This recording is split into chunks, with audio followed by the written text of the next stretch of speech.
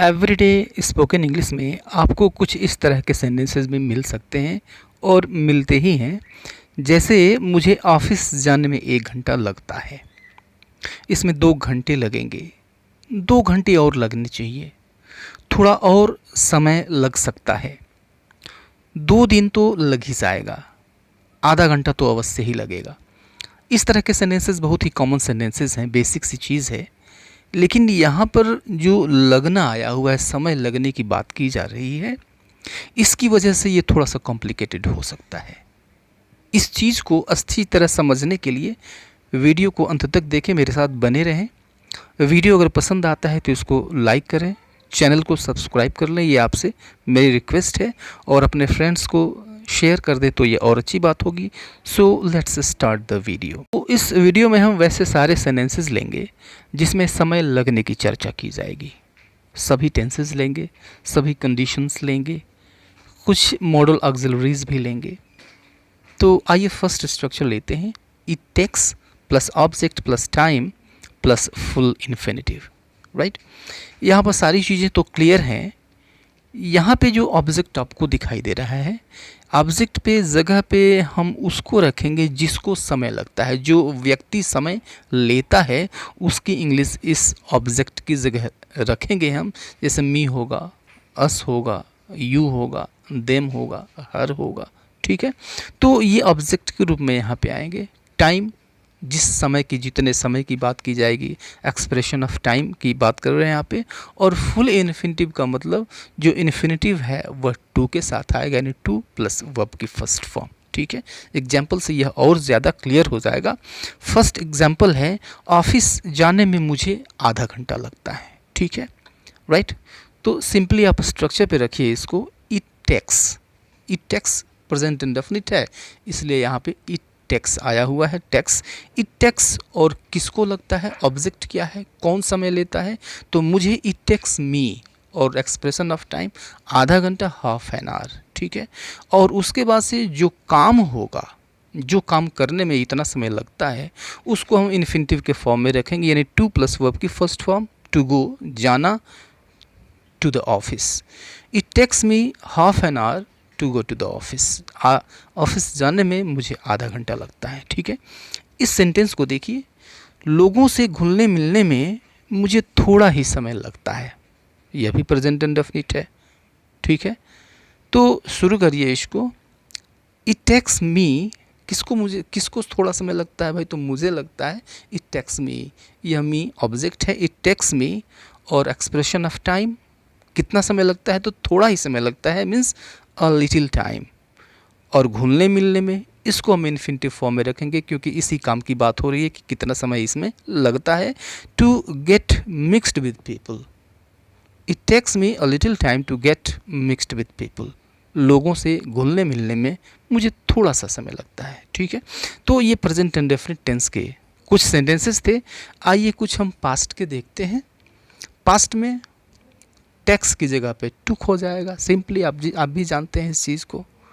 तो it took, फिर से वही ऑब्जेक्ट, फिर से वही expression of time, time plus full infinitive, यानी जिस कार्य को करने में समय लगता है, जितना समय लगता है, फुल इन्फिनिटिव यानी टू प्लस वर्ब की फर्स्ट फॉर्म के रूप में रख देंगे इसको। जैसे एग्जाम्पल देखिए, इसमें काफ़ी समय लग गया, ठीक है, काफ़ी समय लग गया, पास्ट है, पास्ट इंडेफिनिट है, right. It took, it took. अब देखिए ऑब्जेक्ट नहीं है इसमें, यहाँ पर ये नहीं बताया गया कि किसने समय लिया या फिर किसको समय लगा, ये नहीं दिया गया है, तो ऑब्जेक्ट नहीं है। ऑब्जेक्ट की जगह वो खाली छोड़ेंगे और आगे बढ़ेंगे। तो इट टुक और उसके बाद से एक्सप्रेशन ऑफ टाइम, सिर्फ इतना ही बच जाता है, काफ़ी समय, a lot of time. It took a lot of time, इसमें काफ़ी समय लग गया, ठीक है। एक दूसरा एग्जाम्पल देखते हैं। अंग्रेजी सीखने में मुझे 1 साल लग गया, ठीक है। तो यह भी डेफिनिट का है। It took me a year to learn English, it took me a year to learn English. कहीं कोई समस्या नहीं है, सीधी सी बात है। नेक्स्ट देखते हैं हम फ्यूचर। फ्यूचर के कुछ सेंटेंसेस लेते हैं। तो फ्यूचर में आएंगे तो विल टेक हो जाएगा, ठीक है, सीधी सी बात है। It will take plus object plus time plus full infinitive.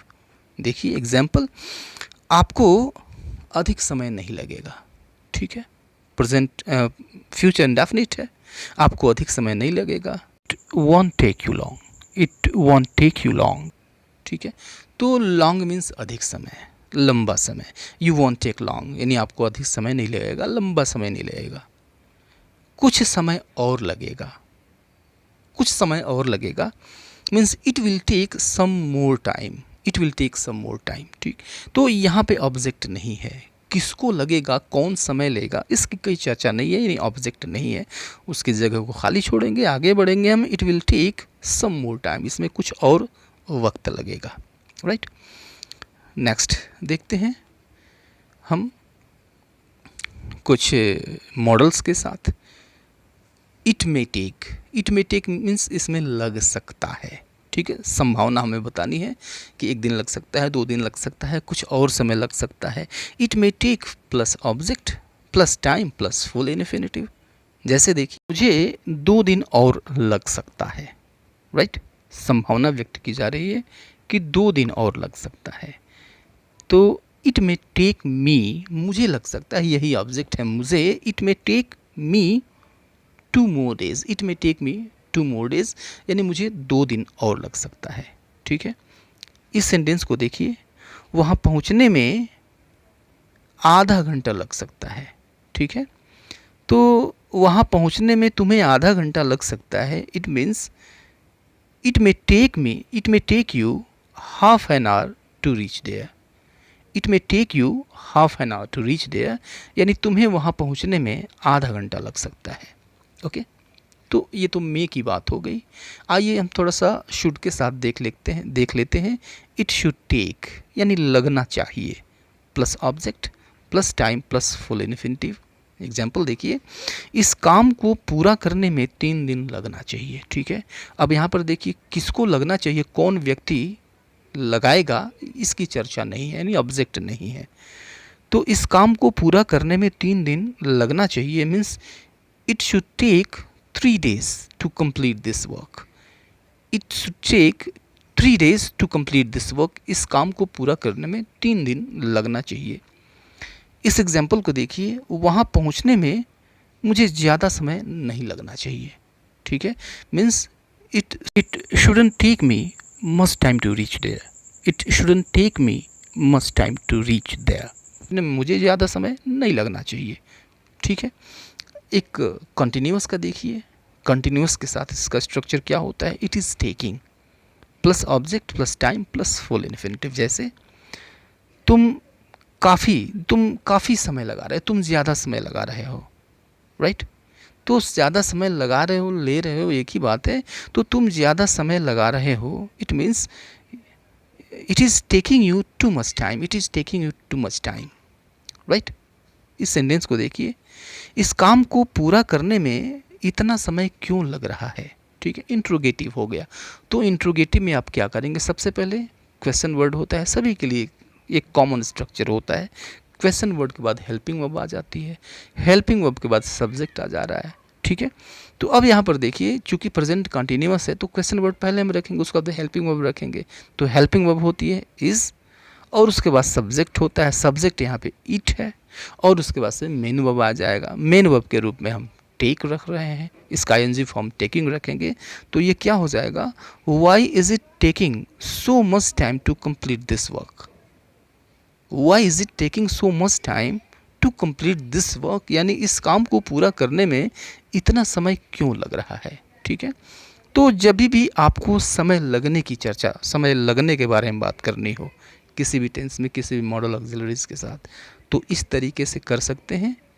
उम्मीद है कि यह वीडियो आपको काफ़ी पसंद आया होगा और आपने इस वीडियो को लाइक भी किया होगा। तो मिलते हैं नेक्स्ट टाइम एक नए वीडियो के साथ, इंटरेस्टिंग चीज़ों के साथ। तब तक के लिए गुड बाय।